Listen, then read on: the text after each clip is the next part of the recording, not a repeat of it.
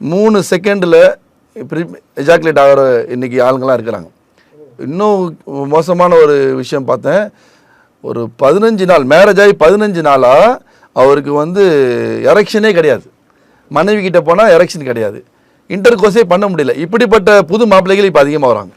காரணம் என்னென்னா, ஒன்று பதட்டம், இன்னொன்று அந்த கைப்பழக்கத்தின் காரணமாக அவர் நர்வ் ரொம்ப வீக்காக அவர் கான்ஃபிடென்ட் லெவலே இல்லாமல் போயிடுச்சு. நிறைய பேருக்கு தெரியும், அது வீடியோ பார்க்குறவங்களுக்கு தெரியும், இதில் அனுபவப்பட்டவங்களுக்கு தெரியும். கைப்பழக்கத்திலே சில பேருக்கு பார்த்தீங்கன்னா எரெக்ஷன் இருக்காது.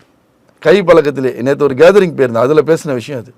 அதாவது கைப்பழக்கத்திலே அவருக்கு பார்த்தீங்கன்னா அந்த ஸ்டிப்னஸ், அந்த எரெக்ஷன் இல்லாமல் இருக்கவர் எப்படி மேரேஜ் பண்ணி அந்த இன்டர் கோர்ஸில் வந்து அவரால் வந்து ஒரு அழகான தாம்பத்தியம் கொடுக்க முடியும்.